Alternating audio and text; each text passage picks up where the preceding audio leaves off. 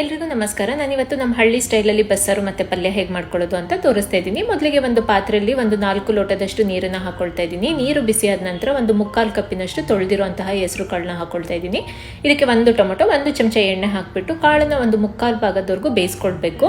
ನಂತರ ಇದಕ್ಕೆ 2 ಕಟ್ಟಿನಷ್ಟು ಸಬ್ಬಸಿಗೆ ಸೊಪ್ಪನ್ನು ತೊಳೆದ್ಬಿಟ್ಟು ಚಿಕ್ಕದಾಗಿ ಕಟ್ ಮಾಡಿಕೊಂಡು ಹಾಕೊಳ್ತಾ ಇದ್ದೀನಿ. ಈಗ ಕಾಳು ಮತ್ತು ಸೊಪ್ಪನ್ನು ಪೂರ್ತಿಯಾಗಿ ಬೇಯಿಸ್ಕೊಳ್ಬೇಕು.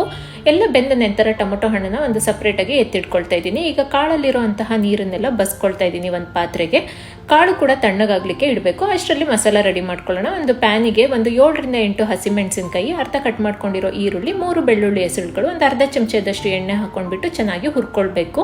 ನಂತರ ಒಂದು ಮಿಕ್ಸರ್ ಜಾರಿಗೆ 1 ಚಮಚದಷ್ಟು ತೆಂಗಿನ ತುರಿ, ಹುರಿದಿಟ್ಕೊಂಡಿರುವಂತಹ ಸಾಮಾನುಗಳು, ಬೇಯಿಸಿಟ್ಕೊಂಡಿರೋ 1 ಟೊಮೊಟೊ, 1 ಚಮಚದಷ್ಟು ಕಾಳು ಮತ್ತೆ 1 ಚಮಚದಷ್ಟು ಜೀರಿಗೆ, ಸ್ವಲ್ಪ ಕೊತ್ತಂಬರಿ ಸೊಪ್ಪು, ಸ್ವಲ್ಪ ನೀರನ್ನ ಸೇರಿಸ್ಕೊಂಡು ನುಣ್ಣಗೆ ರುಬ್ಕೊಳ್ಬೇಕು.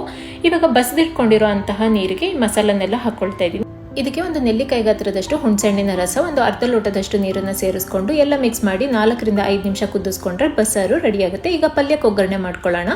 ಒಂದು ಬಾಣಲಿಗೆ 3 ಚಮಚದಷ್ಟು ಎಣ್ಣೆ ಬಿಸಿಯಾದ ನಂತರ ಸಾಸಿವೆ, ಹಸಿಮೆಣಸಿನಕಾಯಿ, 1 ಕಟ್ ಮಾಡ್ಕೊಂಡಿರೋ ಈರುಳ್ಳಿ ಹಾಕೊಂಡು ಈರುಳ್ಳಿನ ಚೆನ್ನಾಗಿ ಫ್ರೈ ಮಾಡ್ಕೊಳ್ಬೇಕು. ನಂತರ ಇದಕ್ಕೆ 4 ಚಮಚದಷ್ಟು ತೆಂಗಿನ ತುರಿನ ಹಾಕೊಂಡು 2 ನಿಮಿಷ ಫ್ರೈ ಮಾಡ್ಕೊಳ್ಬೇಕು. ನಂತರ ಬೇಯಿಸಿಟ್ಕೊಂಡಿರುವಂತಹ ಕಾಳನ್ನೆಲ್ಲ ಹಾಕೊಂಡು ಒಂದ್ಸರಿ ಎಲ್ಲ ಈ ರೀತಿ ಮಿಕ್ಸ್ ಮಾಡ್ರೆ ಬಿಸಿ ಬಿಸಿಯಾಗಿರೋ ಪಲ್ಯ ಕೂಡ ರೆಡಿ. Thank you.